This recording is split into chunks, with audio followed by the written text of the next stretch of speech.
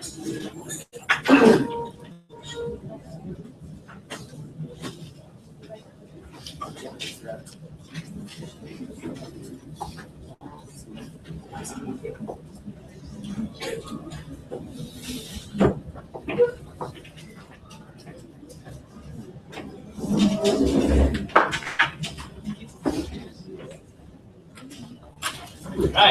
Welcome everyone to the semifinals of Kopitiam Ekonomi KDU Pro-Ams Debate Challenge 2014.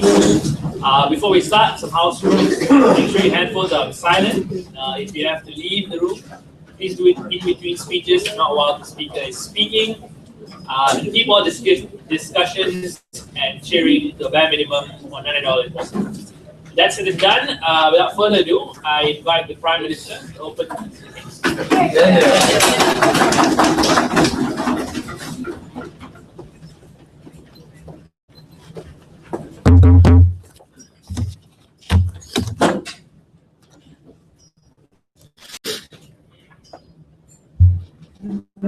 Mr. Speaker, we think in status quo, innovation nations, developed nations such as US and Japan already have the leverage over developing nations such as Malaysia itself because they already have developed technology and innovation in their nation itself. We think this is a losing battle if Malaysia fights for it, right? We think that if we do not prioritize innovation in status quo, the vision of Malaysia of achieving 2020 will be significantly undermined. We think that the money and the funds used for innovation can be put to better or can be put by getting revenue to achieve Mission 2020. Mr. Speaker, Madam Chair, here's how side opening government is going to propose the case for you. Number one, we think that today's debate should be a value judgment debate, right? We think on what economical it should be a value judgment on what economical Malaysia's investment take to achieve the objective of becoming a developed nation by 2020. We think that the harms of benefit and not we think we should talk about the harms and benefits of today's debate and not one of implementation. What we want to illustrate to you in today's debate is we think that innovative measures that Malaysia should take back in status quo is number one, nuclear energy development. Number two, medical breakthroughs, country possible, and number three, other technological development that makes us a pioneer in the industry itself, right? Mr. Speaker, Madam Chair, what we're illustrating to you is that the point of innovation is to create a global scale of breakthrough which is not achieved by other nations itself. We think that that's necessarily impossible for Malaysia to achieve it. Why? Because of three reasons. Number one, we think that that's extremely difficult itself because other nations sit down already have a much bigger leverage than Malaysia itself. Number two, we think that it's extremely draining on resources and expertise that are scarce in Malaysia itself. And number three, we think it is extremely complex. There's extremely complex outcomes that are unlikely for Malaysia to achieve to begin with. Right? Sit down. What is our burden of proof? Side opening. Our burden of proof is we think that innovation is an unsourced economical investment for Malaysia's development. Right? But we think it is not that, and we don't mean that we should not commit to innovation at all. We want private corporations to take innovation into account under their own cost, right? Meaning we will not use taxpayers' money for innovation. Let's take a look at my two substantive material for you today. Number one, how investing into innovation is a complex and draining nature of investments, right? And we think number two, state of Malaysia heading towards Vision 2020 and why our scarce and financial resource must be invested into other areas for revenue to achieve Vision 2020. But before that, go. Are you saying that Malaysians are stupid and have no hope for innovation and that is why the government should not support them? Look, Mr. Speaker, we think that Malaysia as a developing nation already lose in the war of innovation itself. We think other developed nations such as US and Japan already have a much bigger leverage than us. We don't think we can achieve that big breakthrough for Malaysia as it's still a developing nation itself. We think what their POI don't stand. Let's look at my first substantive, right? How global innovation is an unshared technology. We think at this point of time, there's an as achieving innovation itself, it makes your country have an uncomparative markets to other markets. What does this mean, right? Meaning when your nation achieves innovation, that's when you become the sole producer and sole developer of that particular technology itself. We don't think that Malaysia can achieve it, right? Why? Because let's look at status quo. We think that Malaysia have already came late into the game, right? We start off on an uncomparative disadvantage. For example, let's look at nuclear energy, right? We're just starting to build the foundation itself, right? We just started building the facilities. Sit down. There are three reasons, right? We think that the funds and money and investments in Malaysia itself are so limited, right? Number two, these certain forms of development are based on foreign human resource because Malaysia doesn't necessarily have the expertise to develop nuclear energy. And number three, we think we have a regulatory framework that is undeveloped, right? We think that that this framework, example, there's no interest in industry practices. We think that's when you give the disadvantage comparative to Malaysia, right? We think other nations always will always be ahead of us. So even if we have some sort of research or achievement, we think that other nations will have achieved that much more earlier than us, and Malaysia will never able to be catch up, right? But number two, how innovation is a black hole of fun itself, right? We think in order to have holistic efforts, we need to have three. Number one, past data, which Malaysia obviously don't have. Number two, we need to have world-class facilities. And number three, world-class expertise. These three obviously lacking from Malaysia itself. We think when you spend such a huge amount of money to build the foundation, that's when you forever cannot catch up with other nations itself. Because other developed nations who has all these three things already have a big leverage and a big benefit towards the nations itself, because Malaysia can never ever catch up already, because they already have the expertise to develop it, because they already have past data to develop the stuff, right? We think we spend a huge amount of money to build the foundation, right? Let's look at the outcome so far. We think that the money and we think that achievements that we achieve is not disproportionate, is disproportionate towards the money that we invest, right? We think that that's when a perpetual outflow of funds happen in status quo. That's when the achievements and the goals that we achieve is disproportionate towards what we get, right? We think that Vision 2020 is a time-sensitive issue, right? We think innovation is a hit or miss effort, right? We think that we can put a lot of efforts into it, but there's no certainty of the outcomes. Meaning Malaysia can put a lot of effort into developing nuclear energy, but there's no certainty of Malaysia achieving nuclear energy as a whole. Second argument, let's look at the three things that define Vision 2020. Number T, and number three, minimum wage, right? We think in status quo, Malaysia have none of these, right? We think that all these three issues requires a large investment from the government, right? And money and investments towards innovation is just a red herring, a distraction towards this of these three things that we need to achieve. Number one, let's look at 0% of poverty, right? We think that 60% citizens of Malaysia live below the line of poverty, right?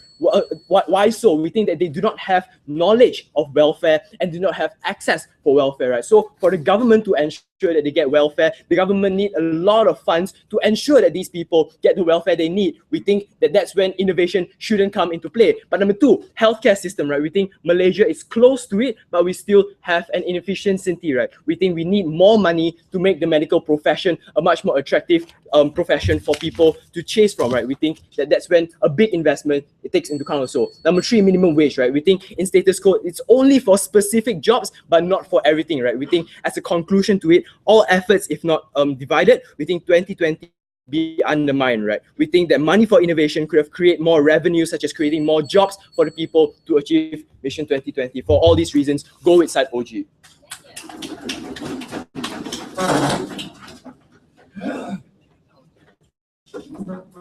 Thank you, speaker, for your speech, and I invite the leader of opposition.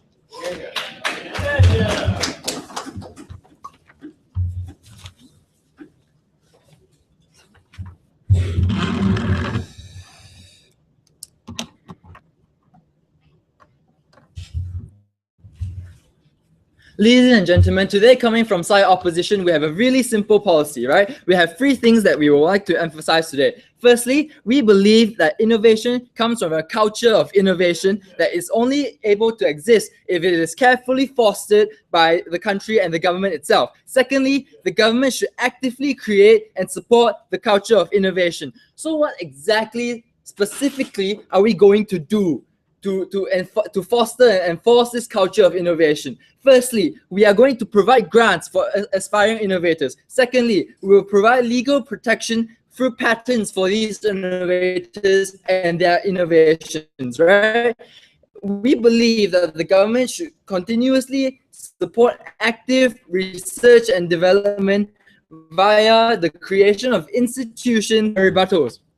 I have 4 things here today. Firstly, innovation is a losing battle. We don't agree. Innovation is the way for a country to progress. Innovation is the way, sit down. Innovation is the way for a country to move forward and continue to develop itself. We believe that innovation is the way. Why is this true? Are you saying, Mr. Prime Minister, that Malaysia is forever going to be subservient to other countries because we can't catch up? They have better innovations than us. That's why we shouldn't continue. We shouldn't continue to pursue innovations at all. Second, we want to prove to you that Malaysians can innovate, and we have already proved to do so previously. For example, the pen drive was invented by Malaysian. Secondly, Friendster, the mother of all social media, was based in KL. Just doesn't know. And on the point of nuclear energy is not an innovation that we pursue in Malaysia in the first place, right? This debate, sir, is not about the innovation. It is not about the innovation of nuclear energy, but we are talking about innovations all across the board, all types of innovations, right? There's also on the point that investments that we should direct our investments towards the poor and not on innovations. Yes, we concede that the poor are important. The poor are part of the equation, right? But just because you channel your funding towards the poor, undermine the ability of people to innovate and express their creativity through innovations, and you side government don't have the right to take away this freedom from your people. Yes, closing. Sir, let's not be vague here. This debate is about a trade-off. Opening government have illustrated that they will focus on society and what we have right now instead of gambling our money away. Why are you willing to take the risk of gambling people's money away for an uncertain benefit? Because we believe that innovation is the way to progress further on within society, and we believe that channeling certain amount of funding towards the idea of innovation is important. Moving on to my argument, I will talk to you today about the nature of innovation. Right? What I'm going throughout my point, I'm going to conclude that innovation is the product of an individual, and however, for this individual to achieve his goals, we believe that a proper environment for that needs to be realized. Okay. Firstly, this is why the government has to provide the right environment. We believe that the government has the responsibility to provide a conducive environment for innovators so that they can express their creativity and freedom of innovation. Okay. How are we going to do this? For grants. Clearly, innovations require lots of money, and because of that, we believe that for example, experiments, a collection of data, creation of prototypes, all of these require money, right? And only through the providence of grants, then can researchers have the ability to carry out their research, the ability to create to run their experiments, to collect data and make prototypes. This is important, especially because only then, when the government provides grants, we can target grants at innovations that have a collective social growth and not simply any individuals that your suggested private funding can choose. Why is this? Because private funding is focused towards the aspect of profit. And we believe this is not socially. This does not benefit the society as a general whole. Please sit down.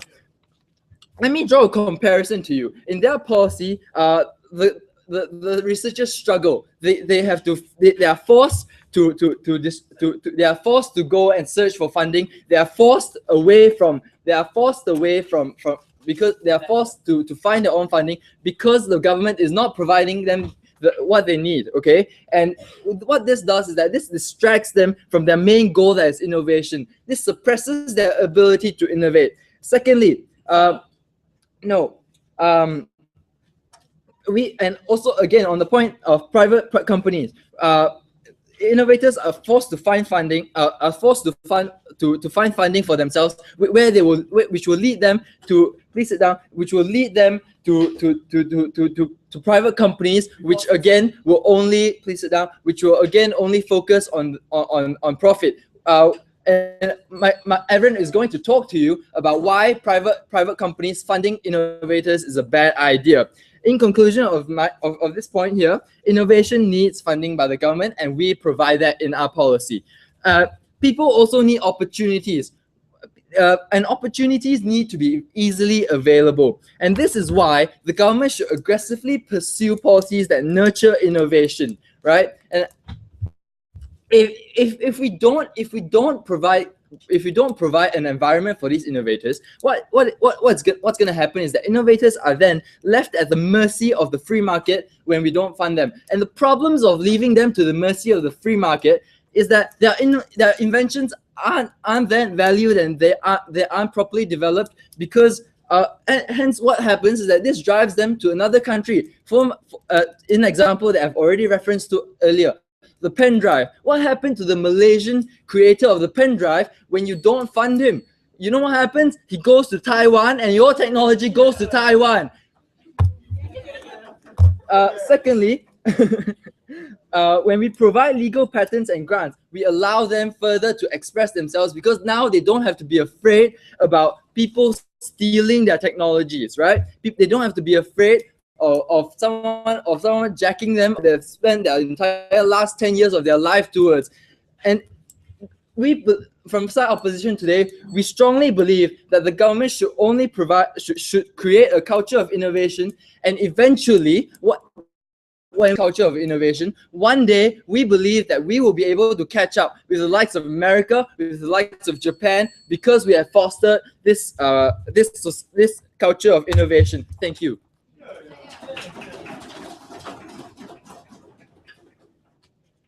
Thank the speaker for his speech, and I invite the Deputy Prime Minister here.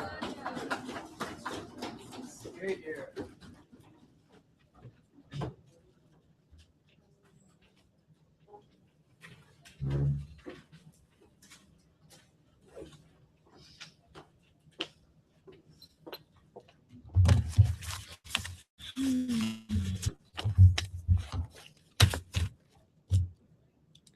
We agree that Malaysians are not stupid. We agree that every small piece of innovation is also a positive step towards progress. But what did Ryan told you was the entire point of innovation, is that your innovative outcomes makes you a pioneer in that particular innovative project or innovative device that you've created. That what they didn't want to engage with, coming from Ryan's speech, is that this is a battle where your goalpost is continuously and perpetually move forward because you don't have the comparative advantage in all resources, expertise, facilities, and advances, Madam Chair. So even if we can prove that we get those small baby steps of development, none of it is good enough to achieve the actual outcome of why we invest in innovation. Is to make you become that comparative pioneer that leads you to have a profit-making revenue within those areas. And that's why this is a lost cause in investments, and the returns of investments are not good enough. This is a debate acknowledging that financial resources are scarce. What is the best move for government in terms of investing those taxpayers' money? We say innovation must be deprioritized and take a back seat.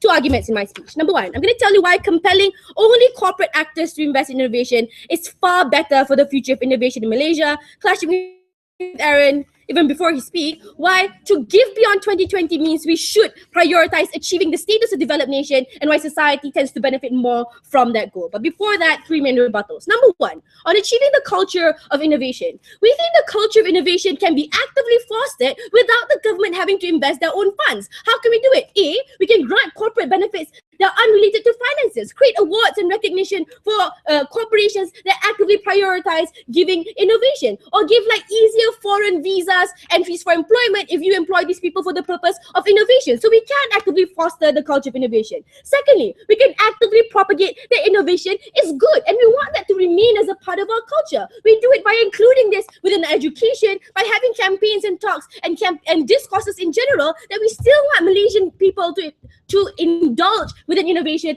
but it does not mean that the government themselves has to invest taxpayers' money. So we don't see why that's the only version imparting the culture of innovation that we have to accept in this debate. That benefit is not exclusive to you. Second rebuttal, they say that innovation is always a means of positive progression. We say sure, but there are also other measures of progress that we have to prioritize as well. This is a debate about trade-off. Do we prioritize means of progression that actively define the status of Malaysia as a developed nation, or would you prioritize innovation per se as a means of development? They never wanted to tell you why innovation is more valuable than eradicating, let's say, zero poverty or creating minimum wage for Malaysia. We said that because this is a zero-sum game and opportunity cost needed to be made, governments need to make a wise decision with taxpayers' money as to what benefits do we want to prioritize. And we say societal progress tends more to benefit from, I'll explain that more my second argumentation why this should be the investment means of Malaysia. But also we told you every small step of progress that they get is not enough to reach the outcome of actually being a pioneer within innovation. When you wanted to point out examples to you of the Malaysian that created the pen drive,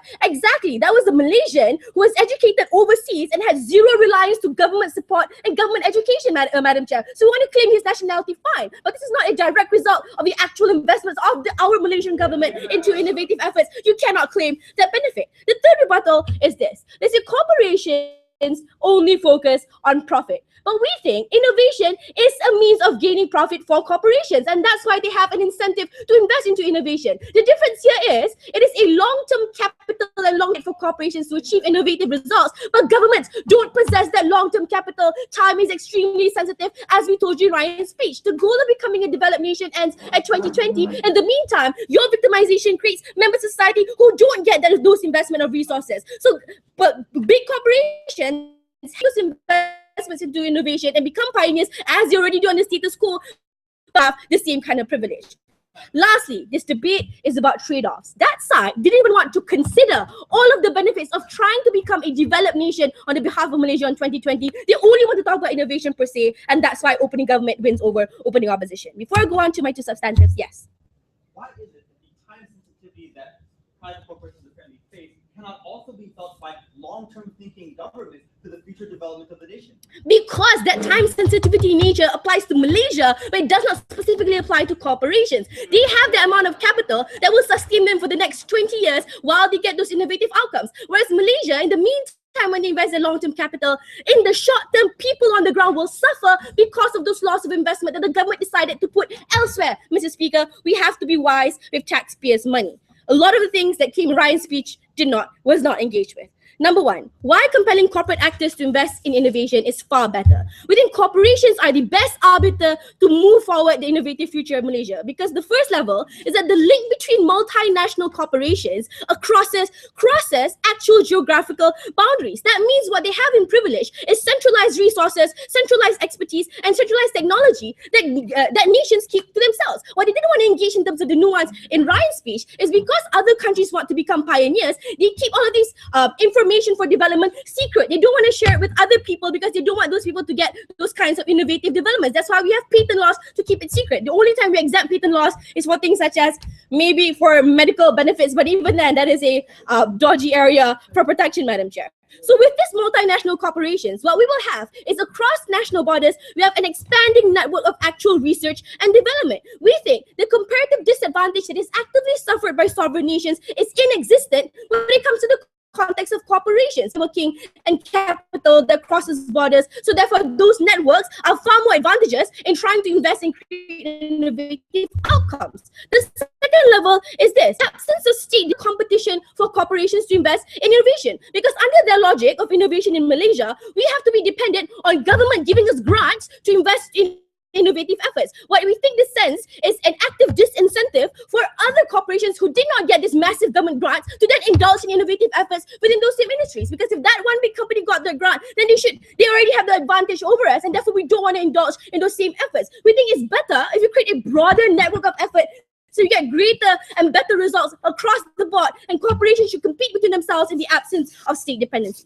Lastly, why we need to give beyond 2020 means we need to prioritize the status of developed nations. Once we become a developed nation, and we are the ones expediting this, it's not burden to prove it, but to expedite the circumstances around it, you make Malaysia a viable destination for trade ties and academic ties with speaker, because it's far more likely for corporations and other states to invest in a country that is then declared a developed nation, who recognize human rights standards, that doesn't is not impugned with social illnesses, that is economically viable in terms of a destination. We think that label of having and becoming a developed nation creates more economic trickle-down benefits to people on the ground, and more economic opportunities for the people to have outsiders then also contribute to our efforts in moving forward social progression, and thus is definitely more progressive in giving beyond 2020 and not just trying to achieve innovative efforts for the very sake of having any kinds of outcomes for innovation, despite not recognizing that actual innovative results that we're vying for will never be goals that we are able to achieve. We're very proud to propose.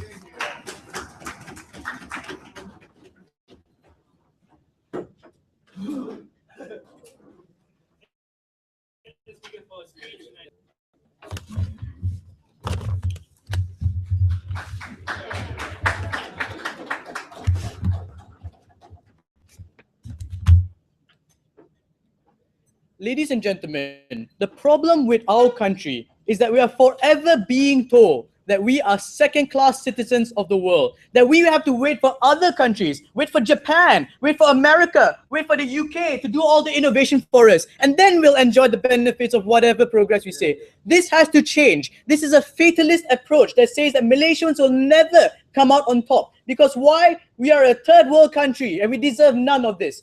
First few rebuttals. Number one, only one question for today. Should Malaysians innovate? Yes, Malaysia should not be subservient to all the other countries out there. We have to try and we have to support our individual talent, because that is the spirit and nature of Malaysia. But second of all, of course, we're not going to innovate in things like nuclear technology. You are mischaracterizing this debate altogether. Of course, we're not going to become experts at open heart surgery, but there are other unique to our country and relevant to our country that deserve innovation. Things such as farming technologies for rice. No, thank you. Our only competitor who can reasonably compete with us is Japan. We can be good at that. How about things which are specific? City planning, planning for the specific issues that address our cities. Innovation in that sense. No other country is going to do that for you either. There are always other fields out there, no thank you, which Malaysia can be good at, and we should strive towards that. Biotechnology, it's a new field internationally, and Malaysia is starting to pour resources to that. We can be good at that, because that persistent efforts you talked about haven't even culminated yet. We still have a chance to jump on the wagon and make something out of it, and we should. We should not resolve ourselves to give up on all efforts of innovation just because we think we will never be able to compete. No, thank you, take a seat. But third response, how about the nature of innovation? We believe that innovation derives its source from ideas. And these ideas derive themselves from talented individuals. And that is the beauty of people. No, thank you. You imply that all Malaysians are talentless, helpless, and are incapable of innovating. So what you say they're going to go to the private corporations. I'll tell you why that's not a good idea. But more so, the problem here is that these innovators, they leave our country. They go to other countries because they lack the basic infrastructure and the basic culture that helps them and supports them when they try to innovate. This perpetuates the gap. No, thank you. This keeps on perpetuating the gap between our country and from our countries, or can have to go to other places if they choose to actually innovate. So we believe that ultimately, finally, what we can do is innovate on issues that are relevant and specific to our country. Innovate on issues that have yet to be pioneered to that extent. That is what we can be good at, and that's what we should do. No, thank you. But fourth response, they try to paint a picture of a draw-off. Either we innovate or we suffer in poverty. If we innovate, we will suffer in poverty. If we don't innovate, we'll grow really, really rich. But innovation does not cripple a country. This is because we don't need a lot of finances for innovation to flourish. We don't need to sacrifice a quarter of our GDP to innovate. The reason for this is simple. No, thank you. RM500,000 does not do much in the big grand scheme of the macroeconomy. RM500,000 can't solve all the nation's problems, but RM500,000 to an aspiring project is a lot of money. Given that prioritization, given that 200,000 ringgit can help an innovator build a prototype and have test drives, whereas 200,000 ringgit can't solve all the poverty in the world, why is it then that innovation is crippling our country and draining our finances? It can happen in other countries. They can fund innovation and also develop it. Happen in Malaysia. No, thank you. Sit down. But our fifth and final response to this argument is that theirs is a fatalist approach. We concede. Even if we do not manage to successfully innovate, even though we do not manage to catch up with other countries, it doesn't matter. What matters is that we tried, because it is that spirit, that urge to be better and to force ourselves to do the best we can, that is in the spirit of Malaysia. When you say let's stop innovating because we're hopeless and we're stupid, that is when you tell Malaysians that we will always be second class, we will never get anything done. That contradicts the very spirit of our own people. So even if we don't succeed at innovating, the point is we have to try at least a little bit. Go. In your worst case scenarios, even innovators leave Malaysia, is losing innovation or not eradicating poverty a greater net loss to a developed Malaysia? But you haven't proven that if I give 200,000 ringgit to an innovator, that's going to cause poverty in Malaysia. All along, we can finance our innovators and still live in a relatively affluent society. Not every ringgit you pour into poverty resolution is going to resolve poverty.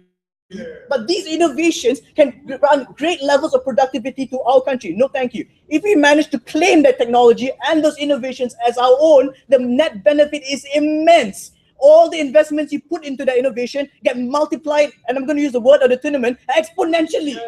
So let's go on to our argument. And this is beautiful because it clashes with Mai's argument beautifully. No, thank you. Take a seat, Mai. How their policy changes the direction of innovation and makes it profit motivated and contrary to the principles of the government. First, a bit of context. Innovation requires finance and support. Someone needs to bear the cost of your innovation, because the nature of innovation is that you aren't productive right now. You innovate in hopes of increasing future returns. So innovators need finances to build prototypes, to perform test runs, to collect data, to pay them a living wage as they innovate. No, thank you. So where do they go to? They go to two places. Either they go to the public sector, the government, or they go to the private sector.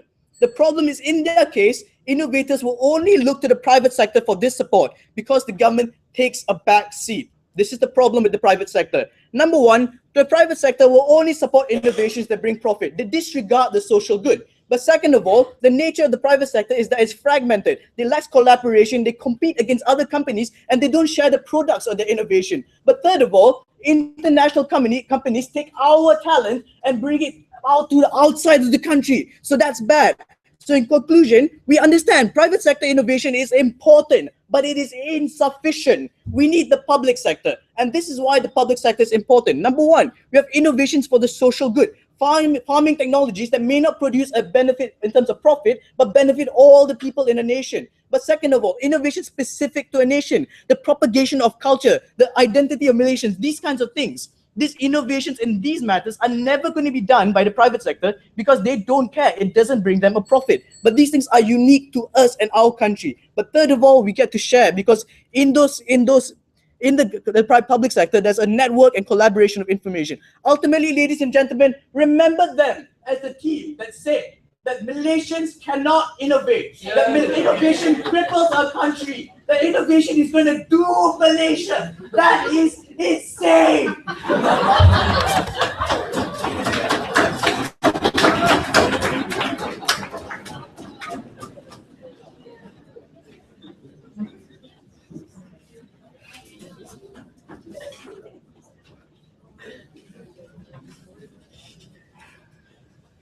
Thank the speaker for that speech and invite the members of the subject.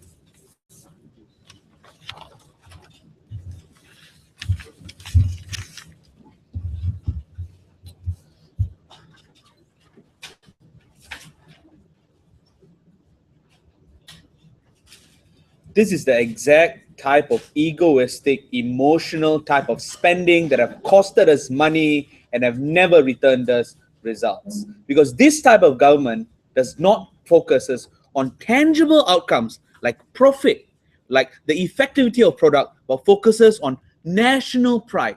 These are things, ladies and gentlemen, are economically insensible and are damaging to a developing country. My extension going to be an extension of the opening government's case, because I think there are several areas that it didn't cover. Number one, there are systemic problems in a Malaysian labor and a Malaysian economic model. If you ask a foreign investor, what is Malaysia good at? We all know that Malaysia is good at oil. But when it comes to innovation, we all struggle to not say anything about it. Because 4 years ago, 5 years ago, it was Islam Hadari. A few years back, it was biotechnology. Before that, it was ICT. It keeps on changing and changing. There's a change in this thing. There needs to be a change, ladies and gentlemen, to ensure that this charge of innovation needs to be profit motivated and be well sensitive towards the capitalistic market, not with its egocentric, emotional government. But before that, let me just clarify one thing. Number one, are we hurting innovation? No. We are not hurting innovation. We are just saying the government who collects the money from the people has a mandate to not risk off the money away, ladies and gentlemen. We think if your product is so good, your product should have been able to be bought over by private companies. If it is not even interested by private companies, ladies and gentlemen, it is not an investment that you need to be putting at. So are we hurting innovation? No. We're just saying that government shouldn't be complicit in pumping in money in failing investment, ladies and gentlemen. Secondly, he said the direction of innovation is dependent on two things: funding and support. He forgot one thing: innovation depends on ideas, ladies and gentlemen. Though even if you can come out with a product, it does not mean that the product will be better. Like, for example, Malaysia has been spending years and years of biotechnology. They even dragged my girlfriend into a university program, ladies and gentlemen, to do it. It was not successful. We were not able to come up with alternative energy. We end up, ladies and gentlemen, just spending time, ladies and gentlemen, because just to show that we are doing something, people just shut up, right? That's what the government says. So ladies and gentlemen, we are telling you that this type of product needs to be very, very, very sensitive, and we need to not pander our benefit on things like pride. We think profit is a tangible and the most sensible area in coming up with an innovation. If your innovation is not profitable, if your innovation is liability, then your innovation is useless, ladies and gentlemen. And that's something that I would like to talk about. Let's talk about the labor industry. Before I go on, yes, sir. Who is going to promote innovation towards issues specific to our country? You know what's the problem with Malaysian? Innovations are charged by policies and not by ideas. Like, people with ideas don't pioneer this innovation, because people with ideas will know how to market their product and know how private companies will buy those ideas. Who initiates this innovations? Your government. Your prime minister will come out one day and say, let's focus on biotechnology, and the whole government spending a national budget will be subjected to that. That's what happens when the politics become pioneer of innovation and not ideas. Malaysia suffers from a systemic problem of labor, ladies and gentlemen. There's a huge information asymmetry between the people who are working in industries alone. We lack huge number of people who are in the service industry. That's why you don't need innovation to be a very successful government. Exhibit A, Singapore. I can name you a lot of other countries who don't have any other manufacturing hub, but they're service-based industry. We're able to create individual, ladies and gentlemen, that are self-sustaining. America, ladies and gentlemen, among the reason why America is such a strong economy is because a collection of small, medium enterprises that exist. These are the things people to do, because a lot of people will just go for your makan gaji and work in a company that might not be successful, ladies and gentlemen. You're limiting the ability of these people to move up the social ladder, because these people do not need jobs. They need ideas. They need, ladies and gentlemen, to make sure that whatever they are working are able to improve themselves, not a haphazard policy that changes every 4 years, right? We think that's problematic. But the next idea is that, how do we create innovation? And that's where, ladies and gentlemen, my extension will be exclusively interesting, because we think innovation has to be economically sustainable. What does this mean, ladies and gentlemen? That means we mean that we do not need to spend a lot of resource on areas which do not come out with returns. When have they seen this failing miserably? In the Detroit automotive model, ladies and gentlemen, General Motors and a lot of other companies decided to just focus Detroit as an automobile serving city. As a result, when it failed, ladies and gentlemen, a lot of resources were irreversible. They had a huge cost and they had an infrastructure problem that could not be moved. That's what happens in Malaysia when we spend a lot of resources on something that is not good and that is not profitable. We end up losing a lot of money. Secondly, I think policies in Malaysia are not charged by ideas, are not charged by the most economically sensitive individual. Your technocrat has limited influence in the way policies are being shaped in Malaysia. I learned this a couple of days ago. But more importantly, they are charged, Malaysia are charged by very haphazard, emotionally, and very, individual-centric ideas. Like this is what our economic policy and innovation changes every 4 years, and that's problematic. First it was tourism, then it was biotechnology, then it was Islam Hadari. I do not have a problem with that, but these changes means that it costs more money, ladies and gentlemen. These changes mean that we are not able to specialize in certain areas, because even if we specialize, our ability to specialize will be hampered by the next presidency. So Malaysia does not have a problem with funding. Malaysia has a systemic problem. That's why we need not allow these politicians to dictate what type of policies do we need to come up with. But the last harm is this. Why do we need an economically sustainable model? Because the moment a project fails, we do not hurt the public. For example, if a project fails, ladies and gentlemen, we do not need to tax the public in order to create revenue. How so? Well, a good example of this was Proton. The project, ladies and gentlemen, comparatively, it is not the best car next to a Honda City, right? But what we do is that we end up making up for the failure of that product continuously, right? We end up making sure that we tax more for the imported cars. We create a protectionist market, and all of this means more money. That means we have invested in it. Therefore, we are obliged to protect it and spend more money. Good with investment. We think, ladies and gentlemen, Malaysians or the Malaysian government need not to do this. We think this kind of risk calculus are in the interests of private companies, ladies and gentlemen, and they are best to do this. That's why you cannot allow a government that is supposed to serve the public to gamble away their money, ladies and gentlemen, and to tax them in the future. That side of the house cares about people and knows economy. This side of the house is egoistic and emotional and just want to sell you pride by taking your money away.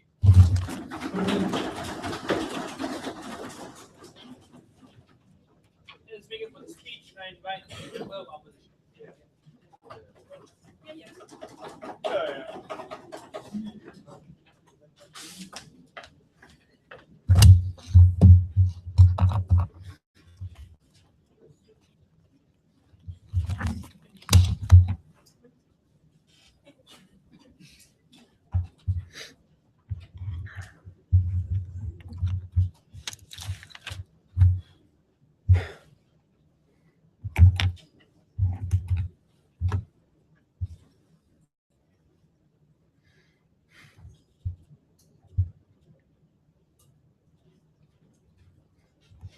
Max wanted to tell us that innovation is supposed to happen by ideas and not by government policy. But government policy originates from ideas, very good ideas, about how to develop the nation, how to best invest in future infrastructure that long-term planning has decided that we're going to need for this country. We're talking about industries like in agriculture for food security, for example. Social goals do have food security, so we're not always importing, because they're not always going to be that way in the future. Alternative energy resources are something that we should be looking into. So to the extent that we do look into nuclear energy, I don't know how much that's true, but even if it is, that's something we should be doing, because our oil reserves are not going to last forever, and that's something we know is going to happen, and we should be planning for it. You don't like nuclear energy? Fine. What about green technology? Because Malaysia has been investing in that for a while, and we're actually starting to get quite good at it. And that's the problem with OG in today's debate. They say that if you don't have the advantage now, you will therefore never achieve it, and that goes against every historical example that exists. I'm going to talk to you about why OG is out this debate. I'll deal a little bit with closing, and then I'll talk to you about the social goals and policy that's directed by government, and that's what's going to win us today's debate. So we see that in industries that already have development, oil palm, private industry, private investment already occurs because there's already a developed market for it. So for oil, for rubber, for these things that already has a developed market, that already exists. But for markets that do not have that specific market, that we do have future interest in, that private investment will never happen under their side. OG really doesn't have a problem with investing. Their only problem is if we have a comparative advantage in it. So here's the thing. The examples they gave us was nuclear energy, talk to you about that, medical technology, and regular technology innovation. Have a seat, As far as nuclear energy, I already described how we have a need for it. Medical tourism is actually something that Malaysia does have a competitive advantage in, because Arab nations and people who are sick with cancer, for example, come to Malaysia for cheap because it's cheaper than going to Europe or the US, and the quality of healthcare that they receive is actually quite high. If Malaysia did not invest in that, we would not have that comparative advantage, and we would not have private hospitals like KPJ catering to those needs and having Arab Day festivals to attract more customers to come in from Dubai and Saudi Arabia. So we see that comparative advantage can eventually happen. The biggest example I can give you is Toyota, because when Ford came out into the market, it was the biggest and only car company in the world. How did Toyota develop? Because the government invested in research in more efficient engines that allowed Toyota to have comparative advantage and to eventually overtake Ford as the largest producer of cars in the world at that point in time. So we see that government-led policy can produce results if given time. Sure, for every government investment, we're going to have a couple of Pro-Ams, for example. But if you aren't, for example, the best car, we admit. But here's the thing, there's also a trade-off involved there, because even though Pro-Am isn't necessarily the best car, it is the cheapest car in Malaysia. So the trade-off is that consumers now do not have to pay ridiculously high prices for Toyota and Ford, because they can afford to pay for Pro-Am. So the consumer does eventually benefit in the long run, and we're not just emotionally thinking about it, because we do want our consumers in the nation to actually develop as well. What else did OG want to talk to you about as well? They wanted to tell us that we need to have an absolute comparative advantage before we can engage in anything. We don't need to have an absolute advantage as long as we have a competitive one. Even if other people are also innovating in those sorts of fields, as long as we have that competitive advantage, we can also still develop and make profit off of that. Because here's the thing, we don't only develop so that we can be the very best at something. We innovate and we develop because of future social goals that I talked to you about before, and will be talked about a little bit more in my substantive. The last thing I want to talk to you about, the very last minute of her speech, is that how MNCs are have centralized technology, for example, and if all countries engage in this, then we're gonna have bubbles of hidden secret tech, and no one's gonna be sharing information, and the world will be worse off with that. But here's the thing: in private industry, sure, that information will be shared. But like I said to you before, for things that specifically Malaysia needs in the future, Malaysia needs to invest in it, because private corporations will never do that. Lastly, let's deal with closing government at this point.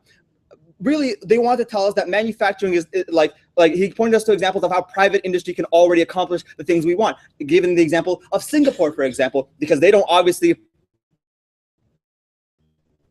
have any manufacturing, according to Singapore, a huge less than that. But secondly, they do have a certain amount of manufacturing, but to the extent that they are an excellent trade port for trade coming in from all countries going through Singapore, the government led investment in developing the port and developing the financial industry that therefore supports the government's revenue and tax revenues is something that was led by government policy. So we see that government investment in these type of things is something that is beneficial in the long run in the future, because the government, contrary to what Mai said, can think long term. Let's talk about the substantive we're bringing today, but before that, closing. I already told you how Malaysia suffers from a systemic problem in which politicians charge deep ideas and it changes every 4 years. Why do these people dictate? Because if it was successful, private companies would have been buying it, right? Let's look at the examples he brought to us to prove that. He said tourism, he said changing and biotechnology, and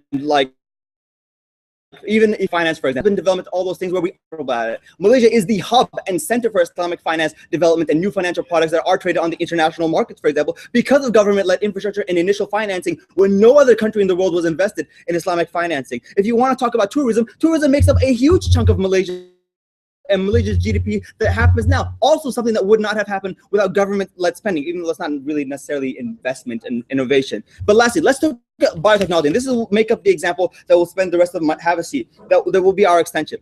Agriculture expenditure, for example, is a significant part of the government's current and future budgetary plans. But this investment includes not only loans for equipment and fertilizer, but also investment in R&D to produce better farming techniques, more efficient irrigation systems, and genetically modified seeds to produce hardier plants that won't be easily destroyed by changes in the weather or by insects. These type of things make up a small portion of the national income, but will be critical in the future for food security and to ensure lower prices. But the private industry will not invest in this for several reasons. One, it's very expensive upfront costs in order for them to do that. Secondly, infrastructure of research and development at universities to develop this type of research was not going to happen on its own, because they don't see the longevity of that. That's something that only the government can do. And finally, future profits are uncertain and may take a long time to realize. So private industries will not want to invest in something like that. The government, however, because of its long-term vision that it has, we have Vision 2020 came out 30 years ago, and we're still working towards it now. So you can't tell me that the government does not have long-term vision for these things. Government investment is what drives this type of research currently, because the government has a social goal of not only food security, but a competitive advantage in selling these products abroad for cheaper prices. Like also competitive advantage in like genetics and green technology that fuels these things because of spillover in technology, that when we do invest in the culture that opening want to talk about, that spills over in the rest. Finally, the last thing that happens is that when we do make these innovations by the government, prices tend to be a little bit lower when they do come to the market, because private innovators, when they do invest, tend to charge a lot higher prices to make up for the cost they put in it. Government, because it has a social goal, is more likely to have control and leverage to lower those prices and make it better. Consumers do win in the long run. Yes, there's a trade-off, but in the end, the trade-off is in favor of the consumers. Go with side closing opposition.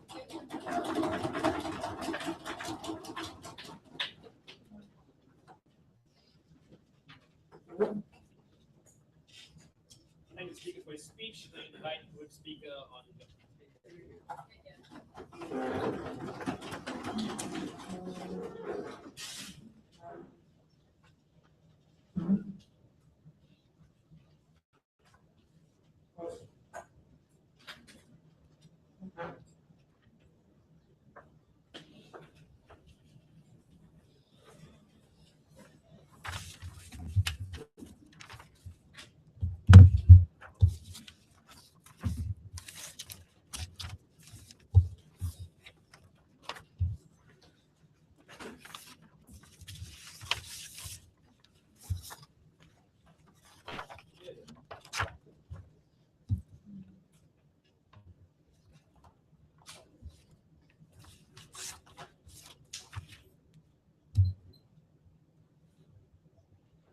He gave you examples in like Singapore government investing in improving their ports and things like that. But that's not innovation in the first place. But secondly, it's because the Singapore government recognizes that that's their strong point. We think it's extremely complacent of the Malaysian government to come here and say that innovation is our strong point and that's why you should invest in it. There wasn't any form of examples that told you that innovation was our strong point. We think the Singapore government is being smart, but the Malaysian government isn't. But secondly, right, let's just go on to this idea of his extension, because his extension was basically talking about how we should invest in things like food security that could help people and you could create a large amount of profits. We tell you, why don't private corporations have the same incentive that you're talking about? If a private corporation could come in here and have and genetically have better crop system, why wouldn't they take advantage of this? We tell you, first of all, the government, if the government has to take resources, they don't have the technology, they don't have the professionals that are skilled and tailored towards that type of industry. And we tell you that private corporations wouldn't mind hiring people from other countries because they're profit oriented. We think they're being smart in terms of gaining the end goal. We think Malaysian governments, because you talked about how you want to help social, you want to create employment, they're going to undergo unnecessary costs into achieving a benefit that we tell you private companies can achieve and still bring the same type of benefit towards these people in a less cost-effective way. We tell you, why shouldn't we do it? But secondly, right, no, thank you, Siddharth. We tell you, is it harmful? Because they try to say that it's harmful when private corporations take over our innovation because these people are profit-oriented compared to the government who is society-oriented. We tell you it's not necessarily bad. It's good that they cut out innovations, or they don't grant out grants to everyone. They're going to take into the most useful idea, the most profit-oriented idea that can gain an end goal benefit. We tell you, because governments might not be, like he talked about, might not be so profit-oriented, they aren't going to look into the best form of end goal profit that these people want to achieve. So we tell you, we're fine with private corporations taking over this benefit because we think in the long term, these private companies do achieve their goal in innovating something that is really beneficial towards society. They'll contribute to our economy. The Malaysian government still reaps the benefits of these private corporations. So we don't think why their idea of innovation is only mutually exclusive under their side. But secondly, right, on this idea on how opening wanted to talk about how if governments don't invest in this idea, people will steal their ideas. We think those type of harms can be written the laws. We think governments, even if it's a private corporation, they help in approving patent laws because they want the innovations to still stay within their country because they'll be gaining the profits based on that. So we don't think that's an idea coming from them. But secondly, right, on this idea on can innovation be harmful towards Malaysia? Because we told you on how there are better form of resources that this money can be channeled towards. Like we tell you in countries like UK, why is it justified for them to have innovation? Because they're capable. Their social welfare is so good. Even if you're unemployed, you get benefits. We tell you countries like Malaysia don't have that capability monetarily. So we think if we can use these resources that weren't gaining benefit in the first place, because he hasn't showed you a direct benefit, given that we've invested, like Max told you, we keep on switching our areas of innovation. We haven't even found any form of benefit. We tell you we're not economically stable, therefore we can't take a risk with the revenue, and we don't even think we're gaining revenue, Mrs. Speaker. We're in a national debt, so we don't think we can gamble the sort of any revenue we get. We think it should be channeled back towards the people, and we tell you, no, thank you, sit down. We tell you those are the type of benefits on our side. Because let's just look on the balance of probability on their side, on the balance of probability of the benefit. Because their benefit was you may succeed when you innovate something. You may create a better phone than Apple. You may succeed. But what's the benefit on our side? We're talking about helping the poor people. Aaron wanted to paint a picture like, look, 500,000 might not be that much of money, but look, it's 500,000 to one person's grant. How many grants are you going to gain? We tell you it's not just 500,000, Mr. Speaker. This type of, when you talk about investing in innovation, you have to grant grants to a lot of people with the ideas in different areas. We tell you it's not just 500,000, but even if, Mr. Speaker, we tell you 50,000 ringgit could educate one child in a poor family, and this is an advantage and a tangible benefit that this family can gain from his son being able to go to university, gain a form of education, contribute back to his family, and remove the vicious cycle of poverty within his family. We told you those are tangible benefits. We tell you we're not willing to gamble and just say that, oh, it's okay if you're poor. We think this one innovation may be able to help you. Before that, any one of you. You're not going to solve poverty if you cut off all investment funding right now. What we can do is the trade-off of changing welfare policy, for example, to better address poverty, while investing in future generations of Malaysians so they don't have to pay ridiculously high prices and be poor themselves. How are you gonna make social welfare? Where are you going to get the resources from? We think you should remove the resources from innovation, given that we already proved to you that, first of all, it's not necessarily working, but it's not even a benefit that is a benefit that is tangible. We told you where you're going to get the resources to better social welfare. It's not even logical in the first place. But secondly, on this idea that Max talked to you about, because his extension explained the harms of a failing policy in place. Because he gave you examples in Detroit where we invested in a certain form of technology, a lot of people lost their jobs. So what we're trying to say here is that innovation is only a temporary benefit, Mr. Speaker. We told you in countries, we gave you examples in Proton, and the closing opposition agreed that, look, it's a failing system. But we tell you the government, because the government was the driving force towards helping Proton, they didn't want to move out their funds. They just kept on cushioning their complacencies, Mr. Speaker. They waste money that could have better been put use towards a social welfare improvement that you wanted to talk about, Mr. Speaker. We told you that the funds will be much more effectively put into place and make Malaysia a much more stable country economically, and also help the people on the ground. And we told you on how their policy harms the type of employment that we employ in the service industry in terms of labor. Because we told you that innovation, the type of labor they employ is low-skilled workers. Like when you talk about Felda, when they wanted to or biotechnology, the type of low-skilled laborers that you need in order to sustain these type of industries, which we don't think Malaysia should be able to take. We want money towards education, Mr. Speaker. We create professionals like what Singapore has, Mr. Speaker. It doesn't need innovation, but it still succeeded because its people were happy. They had enough education, Mr. Speaker. We tell you that these funds should be put to better use and creating a different type of service industry in towards where these people are professionals, Mr. Speaker. We told you that those type of benefits were tangible benefits, and it's much more ideal towards developing Malaysia into becoming a much more developed and better nation. We told you they wanted to gamble these people's money and just ignore the problems going on in Malaysia. We tell you that's extremely harmful. Thank you.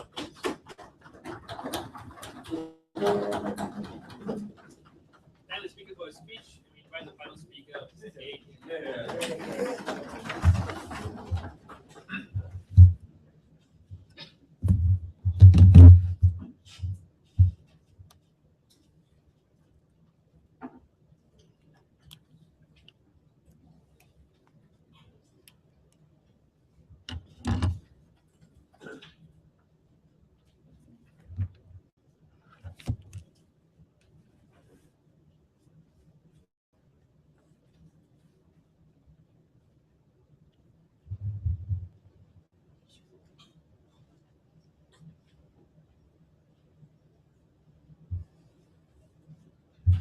Felda is a government-owned entity where we see that it's really a huge chunk of agriculture that's helping out Malaysians in the get-go. That's why we particularly think that few private companies are able to even compete with Felda to even begin with. And that's why we think innovation is not going to happen and research and development is not going to be vast under this such competition because it exists, because Felda is government owned. And that's why we particularly think because Felda contributes much of the food security towards Malaysians, that's why it's particularly important to fund and to fund in terms of research and development, in terms of innovation to begin with. But before that, let's question on the government side, like what particular and also exclusive incentive are they giving for these private companies to even increase this research and development? Because particularly they didn't explicitly say anything on increasing this incentive, because we simply think that's particularly status quo. Like you're not going to give much. Are you going to give money for them to improve in private companies? No, they explicitly didn't say anything about it. That's why we particularly think that it's part of innovation to begin. And also on the idea when is so mutually exclusive on their part, because we can still do it as we don't even knew that they wanted to take up for poverty, because we don't even believe and the idea that poverty is such a huge issue, and basically this is going to be solely affected because of us taking up this fund for innovation. It's not much of a portion, and even so, that's their problem. Why not take up all that the military expenditures to begin with, sit down to even cure poverty on long term? Because we don't see much consistency and much money to be funded under the military. Why not take that particular portion and put to cure poverty under your point? Sit down. That's why we particularly believe that innovation is even better, because the impact is solely foreseeable. We can see that this is going to help the Malaysians as a whole, and even so, they want to curb poverty or whatnot. That's why Hazem explicitly told you that the idea that why don't you just change policies on the get-go to even like better on their welfare and giving an even better distribution of this welfare. Sit down. It's not about the money, it's about the way you distribute that money to begin with. Sit down. So like on an idea, like how this is, like in a simple example is how Singapore is a strong point. Like they have, like what they said, like just because you have this particular scarcity in terms of expertise and facilities and whatnot, does not mean that you're not going to be able to innovate. We see Singapore not having much land, not having much expertise to begin with, and having this sort of innovation still goes on. That's why I particularly believe that governments can innovate, and this innovation is particularly important, and it's not as useless as how Max tried to portray. Sit down.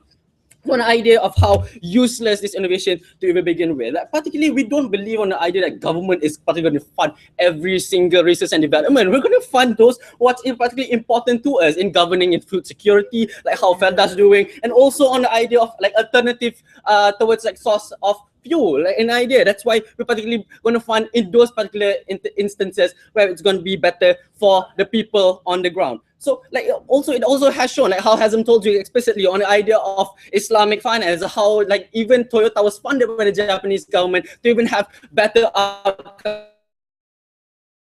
And on them thinking solely bad just because you don't have much, you have all these scarcities. Scarcities are not much of a main problem, because particularly we still think that social responsibilities should not be neglected later on just because you want to stop innovation, because we don't see innovation is something bad to begin with. Sit down. So like with the idea, like you have this sort of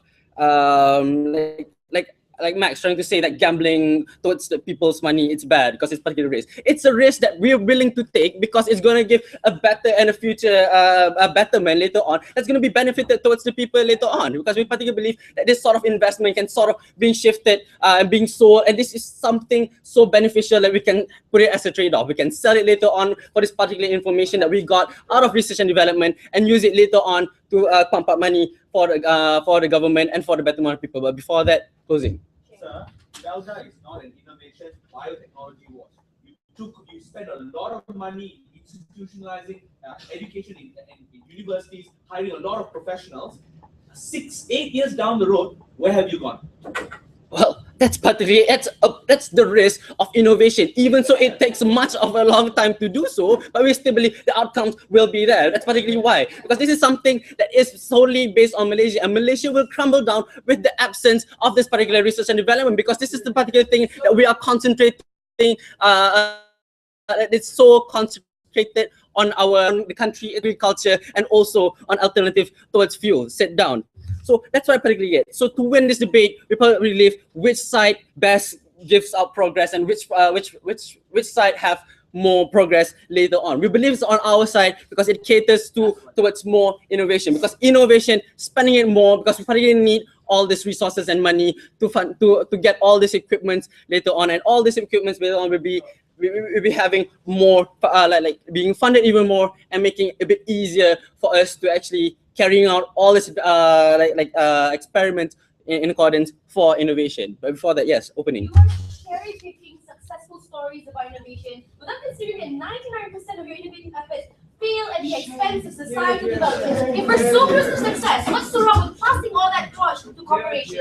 Societal development is not particularly much of a problem in Malaysia to begin with. We don't see like people living on the ground just because they don't get money from these innovations to begin with. They have problems with innovation. We don't think that's particularly it, because innovation is it's a risk. That's true. That's particularly we're willing to take that particular risk to even begin with, and that's particularly fine. We don't think taking this small portion is going to put people on the ground living astray and not even have houses to even begin with. This poverty idea is just so flappy, and we don't even think it could ever fly, and also like making people die on the ground. It's particularly it. So what have we brought to you today? Like, we brought to you in the idea it's not mutually exclusive towards social security, because we still save people on the ground, because it's not spending like so much of this chunk, and also that this chunk of money that we're using for innovation is going to be better later on, because it's for innovation, and innovation has its outcomes, and these outcomes later on can be better benefited by sending off towards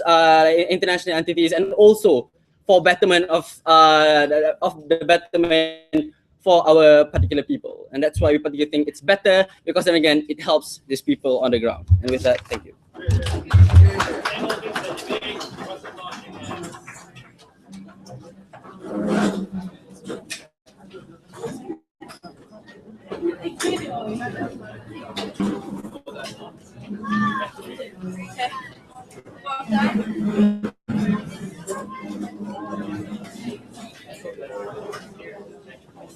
Good job.